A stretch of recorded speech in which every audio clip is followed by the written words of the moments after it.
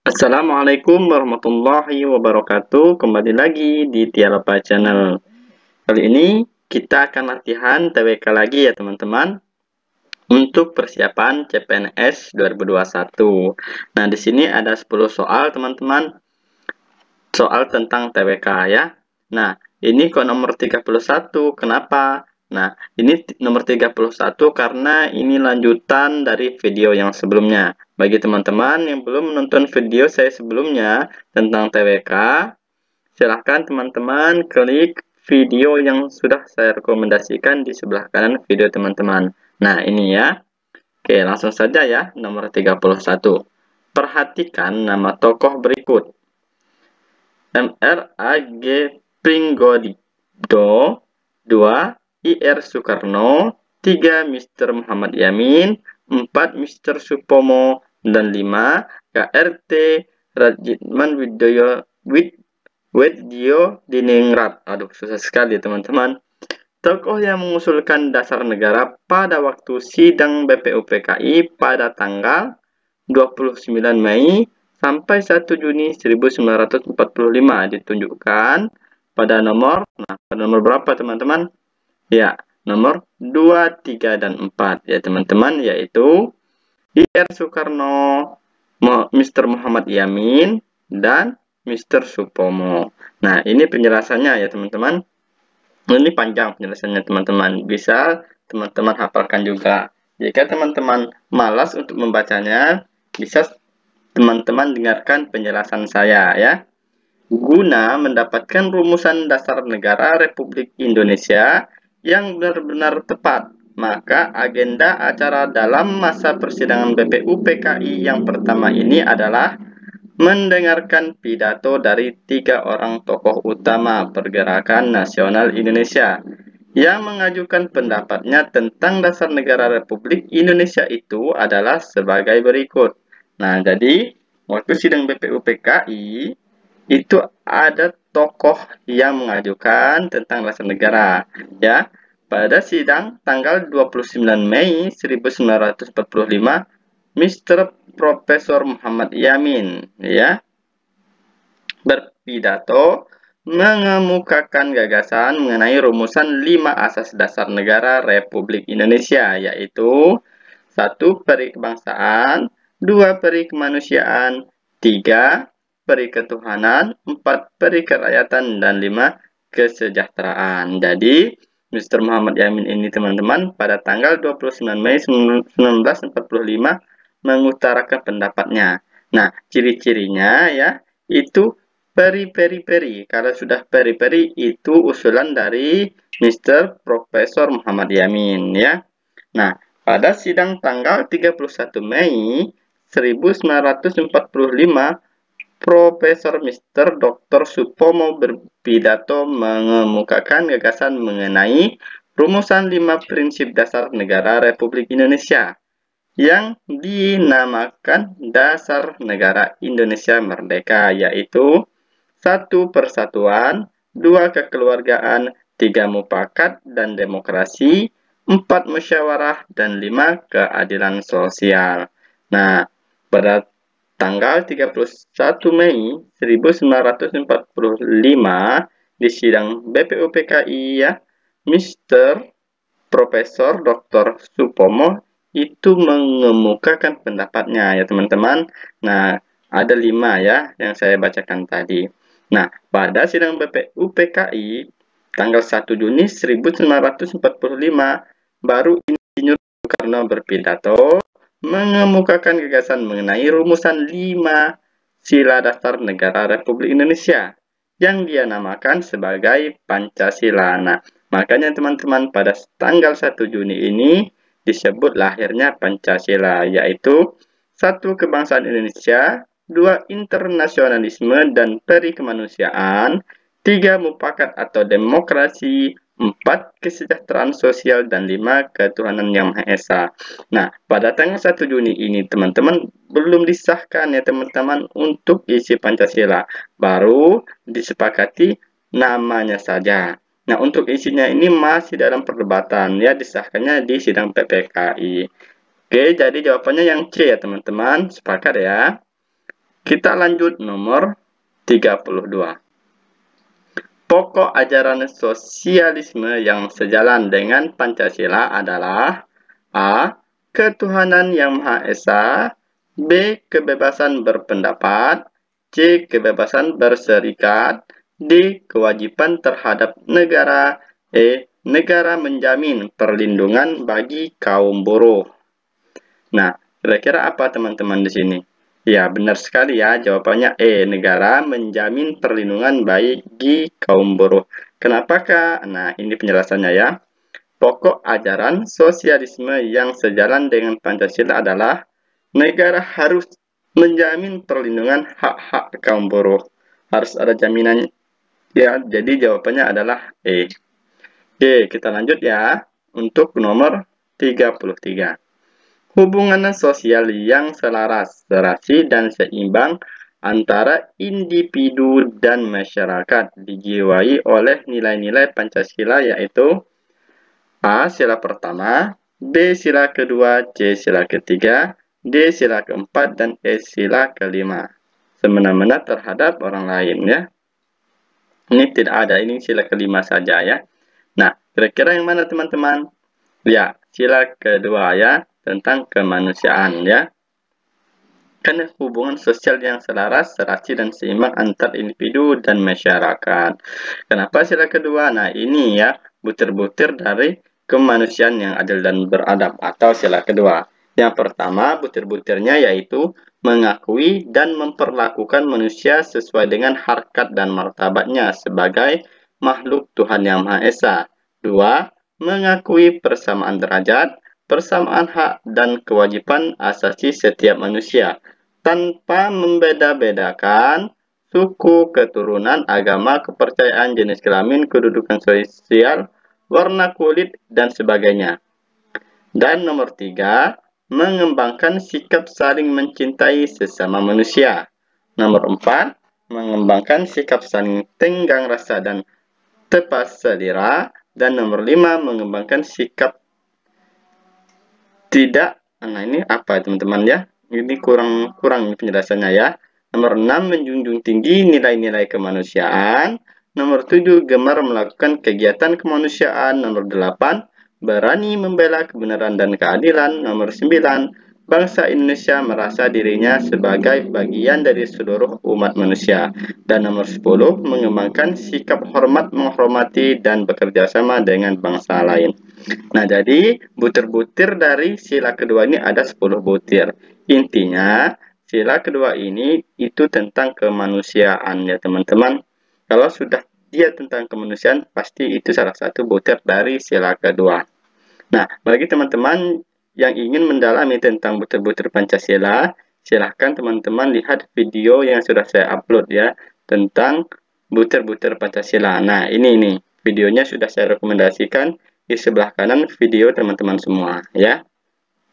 Oke, lanjut ya, nomor 34.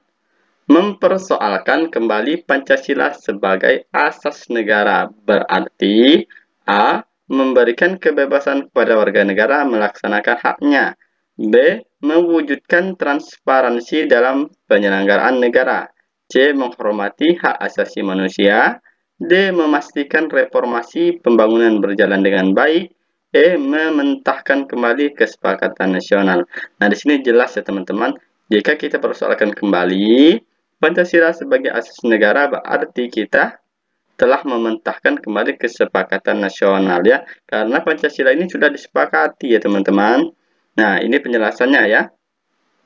Bagi bangsa Indonesia, mempersoalkan kembali Pancasila sebagai dasar negara sama halnya berarti memutar mundur jarum jamnya sejarah, yang berarti membawa bangsa kita kembali kepada awal meletakkan dasar-dasar Indonesia merdeka.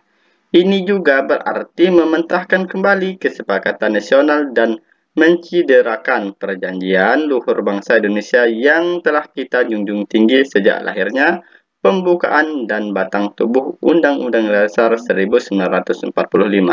Yang mendukung Pancasila itu, Pancasila adalah perjanjian luhur rakyat Indonesia yang disetujui wakil-wakil rakyat Indonesia pas menjelang proklamasi ya. Jadi jelas ya teman-teman, jawabannya adalah E.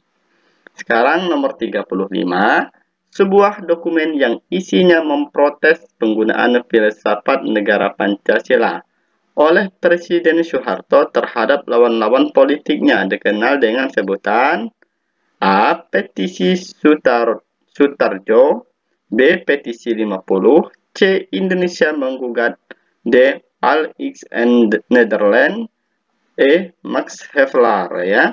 Nah, di sini apa teman-teman? Ya, B ya teman-teman, petisi 50. Kak, petisi 50 itu apakah? Nah, ini penjelasannya ya. Petisi 50 adalah sebuah dokumen yang isinya memprotes penggunaan filsafat negara Pancasila oleh Presiden Soeharto terhadap lawan-lawan politiknya. Petisi ini diterbitkan pada 5 Mei 1980 di Jakarta sebagai sebuah ungkapan keprihatinan dan ditandatangani oleh 50 orang tokoh terkemuka Indonesia, termasuk mantan Kepala Staf Angkatan Bersenjata Jenderal Nasution, mantan Kapolri Hougeng Imam Santoso, mantan Gubernur Jakarta Adi Sadikin, dan mantan Perdana Menteri Burhanuddin Harahap dan Muhammad Natsir ya. Berarti jawabannya di sini adalah B ya, petisi 50. Nah, lanjut ya. Untuk nomor 36, di samping sebagai kekuatan ritual, Pancasila dijadikan sebagai political force pada masa pemerintahan ya A. I.R. Soekarno, B. Soeharto, C. Megawati, D. B.J. Habibie, dan E. Jokowi. Yang sudah pasti salah ini pada masa Jokowi ya. Karena pada masa Jokowi ya masa sekarang ya teman-teman. Nah, berarti di sini jawabannya adalah B ya, pada masa Soeharto. Nah, ini penjelasannya. Pancasila dijadikan sebagai political force di samping sebagai kekuatan ritual. Begitu kuatnya Pancasila digunakan sebagai dasar negara. Pada 1 Juni 1968, Presiden Soeharto mengatakan bahwa Pancasila sebagai pegangan hidup bangsa akan membuat bangsa Indonesia tidak loyo. Bahkan jika ada pihak-pihak tertentu mau mengganti, merubah Pancasila dan menyimpang dari Pancasila pasti digagalkan. Selanjutnya, pada tahun 1968, Presiden Soeharto mengeluarkan Instruksi Presiden Nomor 12 Tahun 1968 yang menjadi panduan dalam pengucapan Pancasila sebagai dasar negara ya. Berarti jawabannya B ya. Sekarang lanjut nomor 37. Salah satu syarat terbentuknya masyarakat. Nah, syarat terbentuknya masyarakat itu harus ada apa teman-teman? A. Kesamaan rasa atau asal-usul. B. Perasaan senasib seperjuangan. C. Kebebasan anggota kelompok. D. Norma yang mengatur kepentingan bersama. E. Kehendak para anggota. Nah, di sini adalah perasaan, senasib, dan seperjuangan ya teman-teman. Kenapa Kak? Nah, ini pembahasannya. Syarat-syarat terbentuknya masyarakat, sejumlah manusia yang hidup bersama dalam waktu yang relatif lama. Merupakan satu kesatuan, merupakan suatu sistem hidup bersama, yaitu hidup bersama yang menimbulkan kebudayaan di mana setiap anggota masyarakat merasa dirinya masing-masing terikat dengan kelompoknya. Berarti di sini perasaan, senasib, dan seperjuangan ya. Oke, kita sekarang lanjut nomor 38.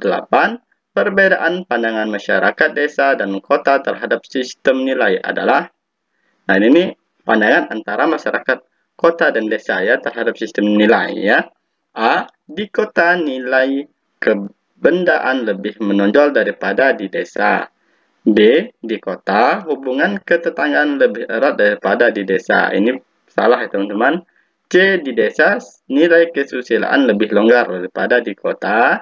D. Di desa nilai kesehatan lebih diperhatikan daripada di kota. Dan E. Di desa nilai norma kurang diperhatikan daripada di kota. Ya jelas ya teman-teman, di sini jawabannya adalah B. Di kota hubungan ketetanggaan lebih erat daripada di desa. Ini salah ya teman-teman, bukan B ya. Ini nih penjelasannya.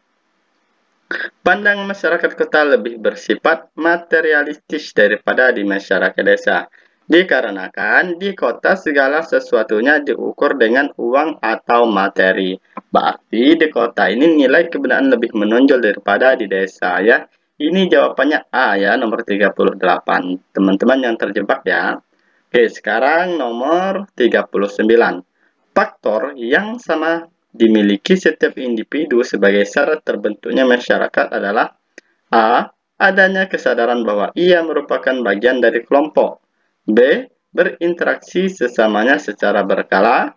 C. Keinginan menciptakan suasana damai dalam kelompok. D. Kerjasama dalam mencari nafkah. E. Ideologi yang dianut oleh seluruh anggota kelompok. Di sini jawabannya A dan A ya. Adanya kesadaran bahwa ia merupakan bagian dari kelompok. Nah, ini jawabannya ya. Ada beberapa syarat-syarat terbentuknya masyarakat. A. Adanya perasaan sadar bahwa manusia tersebut. B. Adanya hubungan timbal balik di antara sesama anggota kelompok. C. Adanya kesamaan yang dimiliki anggota kelompok. Dan D.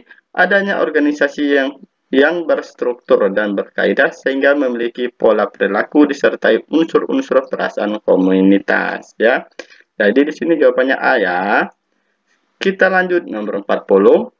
Bentuk masyarakat yang hubungan antara anggota-anggotanya terdapat hubungan batin yang erat adalah A. Masyarakat Pasundan. B. Masyarakat transmigrasi.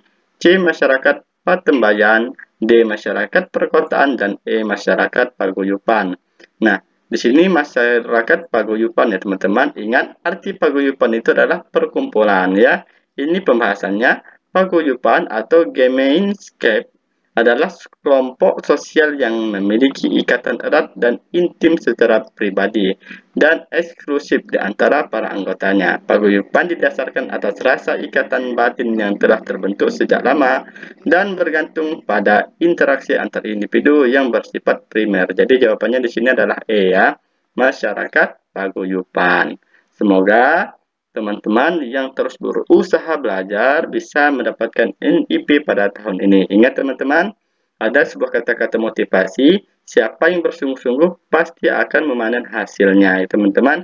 Jadi siapa yang bersungguh-sungguh belajar pasti akan mendapatkan NIP. Amin. Dan semoga teman-teman semua nanti yang sudah menjadi ASN bisa menjadi ASN yang amanah ya. Kurang lebih dalam penjelasan saya mohon maaf. Oh ya teman-teman, untuk nanti malam jam 20.00 ada kuis lagi ya tentang TIU. Oke, saya akhiri. Assalamualaikum warahmatullahi wabarakatuh.